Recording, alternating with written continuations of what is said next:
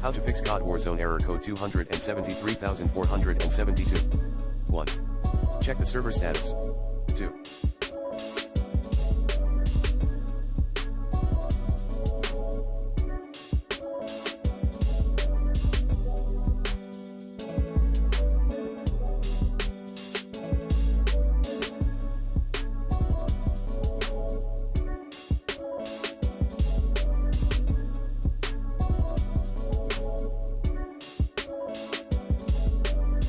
Quit then rerun the game. 3. Check for updates. 4.